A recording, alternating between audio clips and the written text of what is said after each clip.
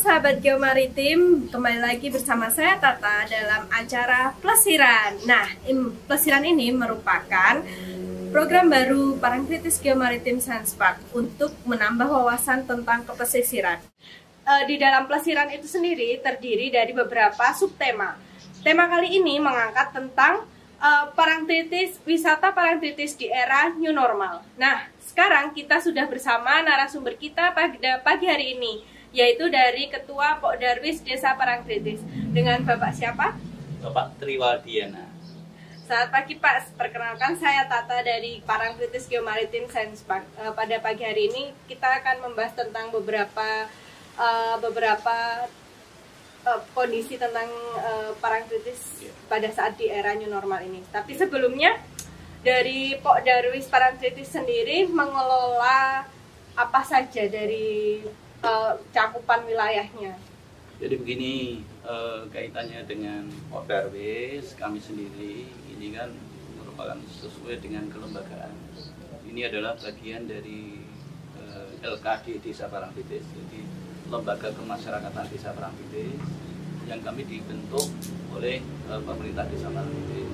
Yang pada saat itu kami dibentuk atas partisipasi para pengelola desa wisata yang ada di Parangtritis, di wilayah Desa Parangtritis yang terdiri dari Pantai Parangdok sampai ke Pantai Depok, dan juga ada di wisata Gunung Seribu di Watulubung. Ini merupakan bagian dari wilayah kerja kami selaku Pokdarwis Desa Parangtritis. Kemudian karena melihat luasan Parangtritis sebegitu luasnya, maka kami membentuk kelompok kerja di masing-masing destinasi, sehingga ada beberapa pokja kami dari Parangporangan sampai ke Pantai Depok dan juga Watulubung, yang itu yang membantu kami selaku Pokdarwis Desa Parangtritis bagaimana mengembangkan destinasi di wilayah mereka masing-masing. Salah satu contoh misalnya Pantai Depok.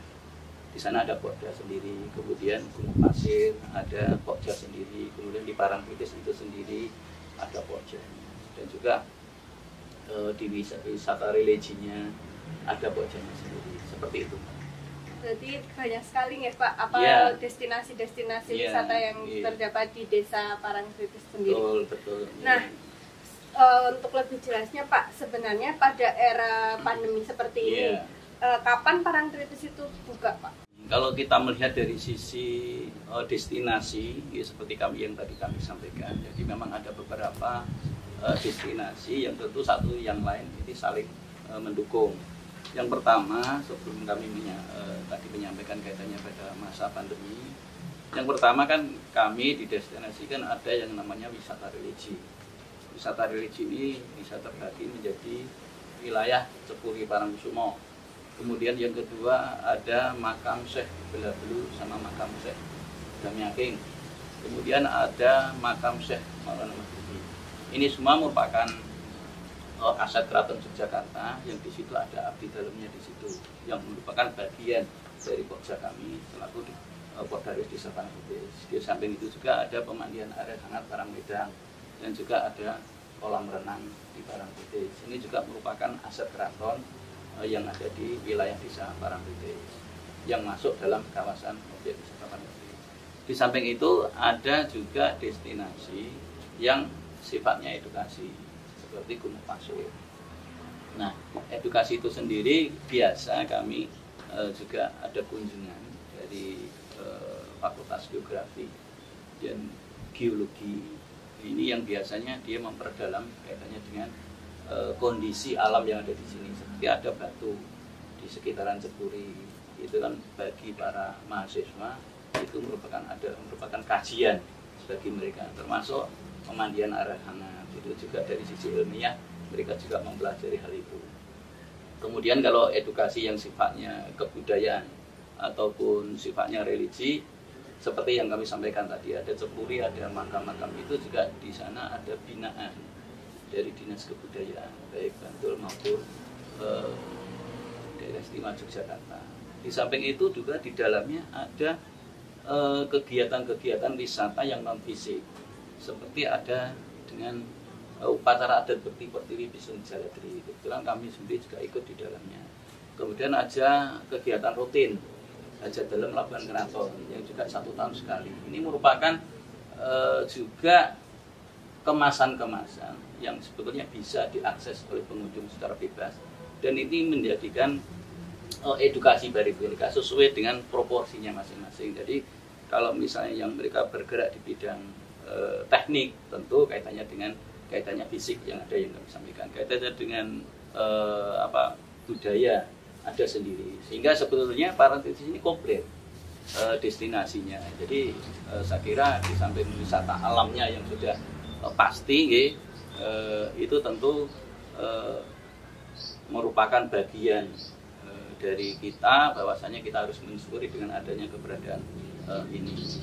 Kemudian tadi sesuai dengan pertanyaan, bagaimana pada saat kondisi pandemi seperti ini, tentu kita tidak lepas dari kita mempercayai para ahli, mengikuti apa yang menjadi saran dari pemerintah, baik lewat aturan, lewat edaran, maupun lewat himbauan. Tentu kita akan patuh. Jadi saya kira kalau objek wisata Parangtritis ini kurang lebih 3-4 bulan yang lalu memang off, nggak ada kegiatan. Bahkan setiap pintu masuk pun mungkin seperti penjelasan lihat, pada saat itu ada semacam penutupan, pemblokiran ini dari sisi keamanan, dari sisi kesehatannya, agar COVID-19 mungkin tidak menempat di wilayah Parangtritis. Sehingga memang kami selalu memberikan edukasi dengan pamong, kemudian dengan tokoh masyarakat, agar memang betul-betul nanti COVID-19 ini memang betul-betul jangan sampai menyentuh sampai ke pariwisata. Karena kalau COVID-19 sampai masuk ke pariwisata, saya kira untuk memulihkannya sangat-sangatlah sulit sekali, karena untuk trackingnya memang sangat sulit. Sesuai dengan kapasitas kami selaku Poldarwis, tentu memberikan edukasi kepada masyarakat, para pelaku jasa wisata. Nah, kaitannya mungkin dengan itu tadi, physical distancing, social distancing, itu kan perlu, sehingga yang lebih mudah kita memberikan edukasi. Biasanya kan setiap pertemuan kan ada ibu-ibu lapangan di masing-masing RT. Kita mencoba untuk masuk ke sana, walaupun juga pada saat pandemi ini tidak semudah kita mengumpulkan orang, karena nanti akan muncul kerumunan juga ada.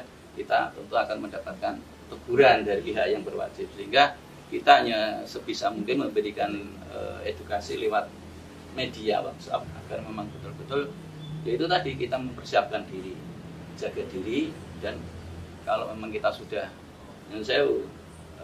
steril, tentu kita akan lebih mudah untuk mengundang pengunjung kembali. Sehingga pada saat pandemi memang kita off, tidak melaksanakan kegiatan kaitannya dengan secara resmi kita melayani pengunjung. Toh ada faktanya, karena ini kan jalannya kan jalan provinsi, itu gambarannya penanganan pada saat pandemi, dan kita memberikan edukasi pada saat pandemi seperti itu. Minimal ya minimal itu tadi, pakai masker, jaga jarak, kebiasaan cuci tangan, air sabun, air mengalir. Berarti baru buka sekitar semingguan ya Pak ini? Sebetulnya kalau bukanya kan kita harus menunggu juga. Oh, iya. Jadi kan memang saya mohon maaf, ini kan sebetulnya dilema. Ya. Bagi kami selaku Poldarwis dari Dinas Pariwisata, selaku pembina kami, Pak Bupati selaku pemangku kebijakan. Cuman tahapnya kan selalu uji coba, sehingga pemerintah juga tidak henti-hentinya untuk memberikan edukasi pada kami. Jadi di samping sosialisasi kaitannya dengan penanganan, kaitannya dengan tim gugus tugas penanganan percepatan COVID-19 kepada masyarakat, di satu sisi juga pemerintah bersama dengan kita dalam hari Dinas Pariwisata bersama dengan Poldarwis melakukan langkah-langkah. Pertama kaitannya dengan sosialisasi, bagaimana kaitannya dengan kita sewaktu-waktu kita diberi uji coba, kesempatan untuk uji coba, sehingga ya kita memberikan edukasi. Kita langsung ke warung-warung. Pertama ya tidak ada cuci tangan, kemudian ada masker, kemudian seperti tempat duduk kita kasih silang. Itu bukti kalau mereka sudah melakukan persiapan. Nah, kemudian dari Dinas Pariwisata DIY sendiri kan sudah 2 kali melakukan pendampingan dengan simulasi kita melayani pengunjung di saat pandemi atau menikah. Berarti selama pandemi ini walaupun sudah ditutup untuk akses-aksesnya, tetap banyak wisatawan yang berkunjung ya Pak? Jadi kan begini, kembali lagi, wisata Parangtritis kan selain wisata alamnya dengan gunung dan lautnya, tapi juga ada wisata religi yang mungkin kita agak kerepotannya kaitannya dengan wisata religi. Karena kan Nyun Sewu, secara kasat mata kita tidak bisa melihat keinginan dari mereka. Salah satu contoh gini, ada tamu yang pengen mau ritualan, dan ini merupakan perintah, seolah kan seperti itu. Bahkan mereka menyampaikan, saya mendapat pesan.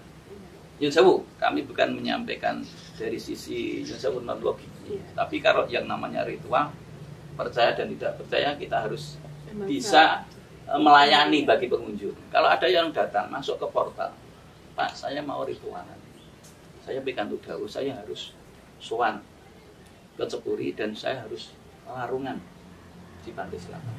Tidak mungkin akan kita tolak. Dengan dia kan Nyun Sewu, dengan alasan juga dengan dari ini juga untuk kebaikan kita bersama. Ya, otomatis kita buka. Tapi tentu semua dengan protokol, kita harus jaga jarak dan mereka kita pantau. Kan seperti itu dengan juru kuncinya, kebetulan kami juga juru kunci, kami juga mohon untuk jaga jarak, tidak perlu jabat tangan. Saya kira ya tetap kita melayani yang spesial seperti itu, tapi tetap kita tidak melupakan kaitannya dengan protokol kesehatan. Nah, di masa new normal ini Pak, bagaimana kondisi wisata Parangtritis? Apakah sama dari selama masa pandemi atau sudah mulai banyak pengunjung seperti itu? Ini jadi begini, 3 bulan yang lalu suasananya sudah beda dengan bulan ini. Ya setidaknya 2 minggu yang lalu.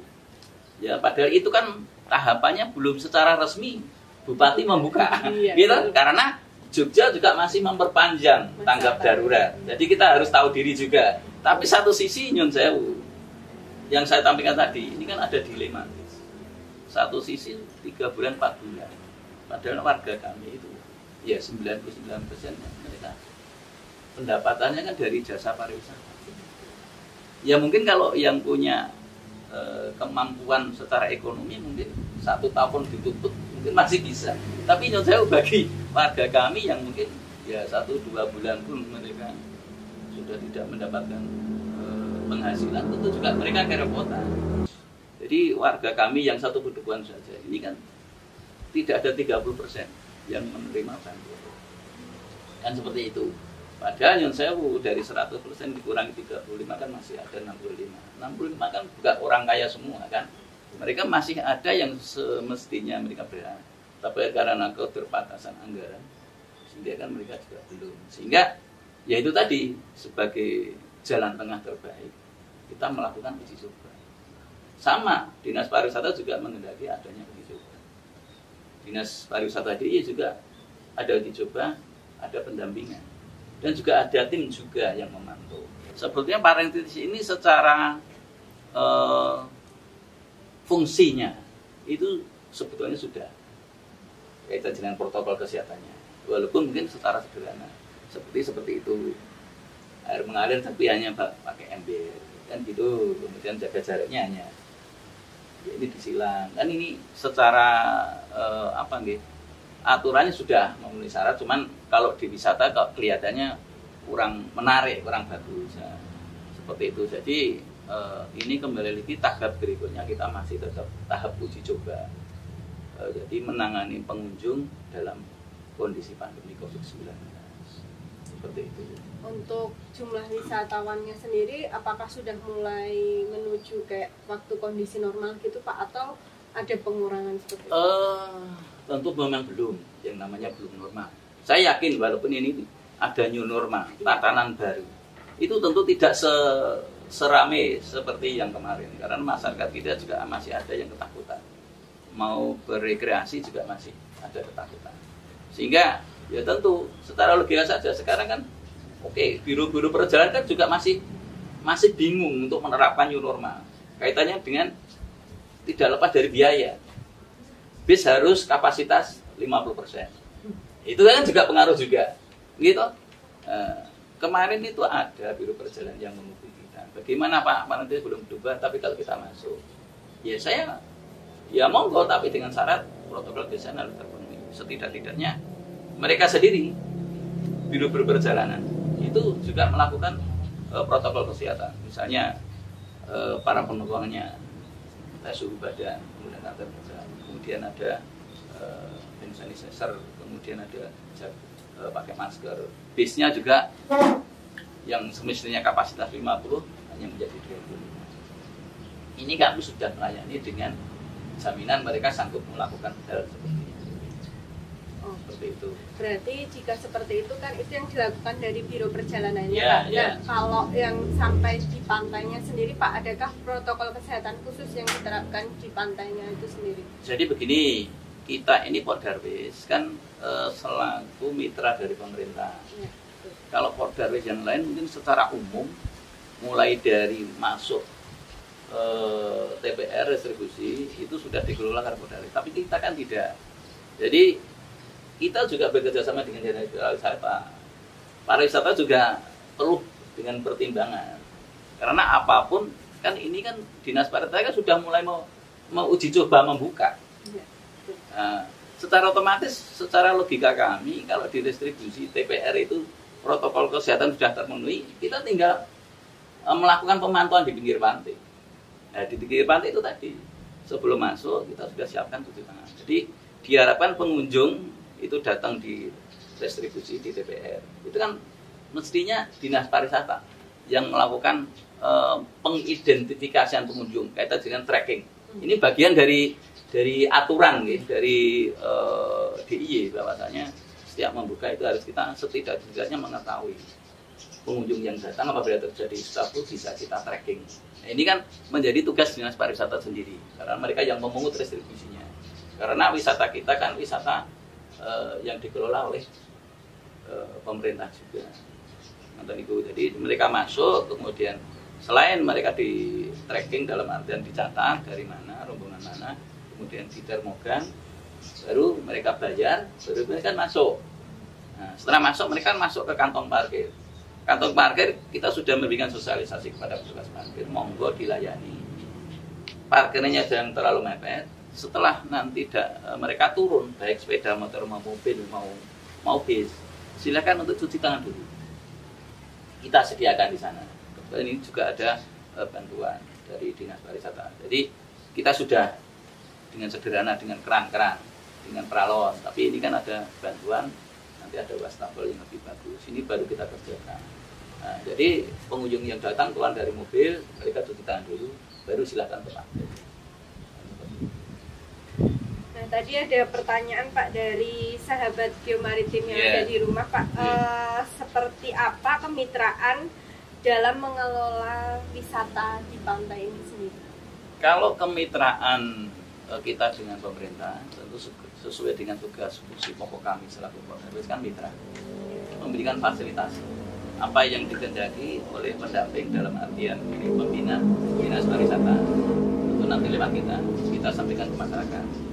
Tapi kebalikannya, apa yang menjadi keinginan para pelaku usaha yang diinginkan kepada dinas atau kepada bupati sekalipun, tentu nanti kita ya lewat kita, kemudian kita sampaikan ke sana. Sehingga untuk mencari win-win solution yang terbaik. Seperti kemarin, justru bupati sendiri yang langsung melakukan sosialisasi kepada para pelaku wisata. Ya kami berharap, karena ya sudah sekian lama tidak ada pendapatan, secara otomatis kan kita selaku anak, bupati selaku orang tua, tentu kan kami sampaikan, Pak kami sudah 3 bulan, hampir 4 bulan tidak mendapatkan pendapatan. Bagaimana kalau kita sudah bisa melayani para pengunjung? Tidak perlu ada pembatasan lagi. Pak Bupati kan selaku penanggung jawab, dan juga ada aturan dari gubernur, kan seperti itu. Jadi memang pada prinsipnya gubernur belum. Walaupun kalau mau buka silahkan dengan catatan. Itu kan berarti secara normal kan tetap belum. Nah, apalagi kemarin ternyata yang menjadi kendala bagi kami ternyata bagi pengunjung sendiri ternyata prosentasenya baru 50% yang mereka taat dengan protokol kesehatan. Contoh, tidak menggunakan masker. Itu banyak. Nah inilah yang perlu ada edukasi atau semacam himbauan-himbauan. Kadang-kadang kita karena dalam hal ini kami Pordarus kan tidak ada anggaran. Kembali lagi saya Pordarus kan relawan. Jadi sedangkan kami mau memungut iuran untuk kita bersama, kadang saya juga nggak mau. Nanti saya dikariannya preman. Tapi kalau kemitraan itu secara kekeluargaan saya kira lebih enak. Misalnya di Depok kan di sana ada ketuanya Pak Taran, monggo dikumpulkan para pelaku. Nanti saya memateri. Oke, itu kan lebih enak. Nah, seperti itu. Nah kalau itu tadi sebetulnya kita dianggarkan setahun kurang lebih 9 juta dari desa Parangtritis, dari anggaran desa. Tapi karena COVID ini kelihatannya saya kemarin tanya ke PK-nya, ke pelaksana kegiatannya. Belajarnya ketarik untuk penanganan COVID, ya sudah. Berarti kita sudah tidak punya anggaran lagi untuk kumpul-kumpul. Makanya kita lebih intens lewat WA atau mungkin sekalian jalan-jalan kita memberikan edukasi. Seperti itu. Gitu Pak. Jadi untuk kembali mengencarkan pariwisata di Parangtritis, kira-kira ada kiat-kiat tertentu nggak? Kalau kiat tentu banyak. Kita kan teman kami itu juga ada ikut biro perjalanan. Jadi selalu sebetulnya orang dari luar itu sudah menginginkan untuk datang ke Parangtritis. Kan gitu. Tapi kembali lagi, biasanya kan biro perjalanan kan datang ke sini kan paket wisata, Mbak. Jadi kalau posisi sebelum pandemi, ya, itu kan paket wisata kan sudah jelas antara satu dengan yang lain itu saling terkait.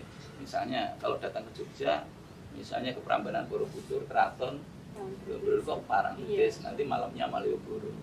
Kan itu paket. Ya. Tapi kalau yang buka Parangtritis stok, yang lain belum. Biro perjalanan juga nggak mau karena kan biayanya terlalu tinggi. Kita mencari apa? Masyarakat untuk piknik juga kesulitan karena biayanya kan tinggi. Yang misalnya bisa 200 ya karena pandemi kan menjadi 400 satu orang misalnya karena kan harus. Nah selain di Pordarus sendiri, apakah ada pihak ketiga selain dari Pordarus Pak di bidang pariwisata? Jadi begini, kalau pihak ketiga yang kaitannya materi memang kita belum. Cuman kalau kerjasama dalam kaitannya dengan mungkin seperti perguruan tinggi, mungkin ada anak-anak yang KKN, mahasiswa yang KKN atau yang penelitian, kadang kita saling memberikan informasi. Terus kemudian tentu mereka nanti kan dengan dosen pembimbingnya kan kita juga sedikit banyak mendapatkan ilmu dari mereka. Jadi secara realnya nanti kita yang sampaikan, dari secara teorinya nanti ada pihak-pihak yang dari luar yang memberikan edukasi kepada kami. Itu pihak-pihak kerjasama dengan pihak-pihak kaitannya halnya seperti itu. Baik Pak. Pertanyaan terakhir Pak. Harapan untuk pariwisata Parangtritis ke depannya Pak seperti apa? Tentu pertama konsep jelas. Dalam artian konsep jelas itu tentu kita mengacu dari apa yang menjadi aturan pemerintah. Dalam hal ini adalah gubernur nanti seperti apa. Kemudian nanti turunannya ke bupati itu seperti apa. Itu kami berharap itu segera. Walaupun itu sebetulnya kita sudah ada edaran-edaran. Tapi kan terkadang selama ini kan masih selalu ada perubahan sesuai dengan situasi kondisional. Kan kata meniko. Jadi walaupun mungkin sekarang uji coba Parangtritis dibuka, tidak menutup kemungkinan, tapi tidak kita harapkan loh. Gitu. Nanti ada klaster baru dari Parangtritis. Saya yakin tutup total Parangtritis. Kan seperti itu. Jadi harapan kita jangan sampai itu terjadi. Sehingga ya selalu ada hubungan kedekatan antara pemerintah dengan kita masyarakat, jangan sampai terputus. Karena ini sama-sama saling membutuhkan. Pemerintah sendiri kalau terlalu lama nutup objek wisata, ya otomatis kan nanti kerugian juga banyak. Masyarakat kita juga ya nanti saya makan mestinya 3 kali harus 2 kali kan nanti itu juga itu seperti itu. Jadi harapan kami tetap pemerintah selalu melakukan pembinaan. syukur-syukur nanti bisa ada pendampingan kaitannya dengan stimulan, kaitannya apa yang dibutuhkan, kan seperti itu. Kemudian masyarakat sendiri kami juga selalu tidak henti-hentinya. Perlakuan new normal bukan berarti bebas. Ya. Itu yang masih ada salah persepsi. Ya, betul, Pak. Nanti parantin dibuka seolah-olah sudah bebas, seolah-olah nggak ada lagi COVID-19. Ya. Itu yang masih ada simpang siur di situ. Sehingga padahal yang dimaksud dibuka itu dengan kita melakukan seperti ini yang uji coba ini. Saya sering materi seperti itu. Setidaknya minimal seperti ini. Kalau nanti parantin objek wisata umum itu dibuka, kita tetap seperti ini pelayanannya.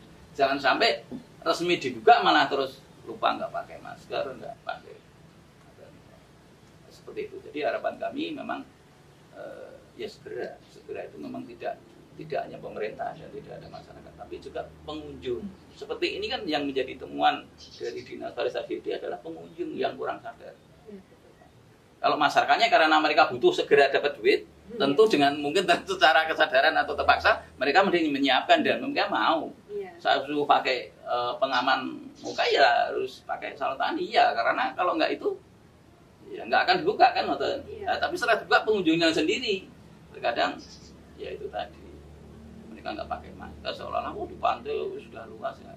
Nah, ternyata itu menjadikan kembali lagi ini menjadi beban kita itu semua, sehingga program-program yang dulu kita rencanakan yang selama ini belum, ke depan mudah-mudahan bisa terlaksana dengan baik, sehingga tentu akan mendapatkan kesejahteraan masyarakat khususnya para pelaku wisata itu. Baik Pak, terima kasih sekali atas waktunya, informasinya, sehingga teman-teman sahabat Geomaritim yang ada di rumah bisa lebih teredukasi. Jadi sahabat Geomaritim yang ada di rumah, di era new normal ini, sahabat boleh sekali untuk berwisata ke pantai, tapi tetap memperhatikan protokol kesehatan yang telah diterapkan oleh masing-masing dari pariwisata itu. Nah, demikian akhir dari sesi plesiran dari episode 1. Nantikan episode plesiran selanjutnya. Plesiran, plesir di sana, plesir di sini. Terima kasih. PGSP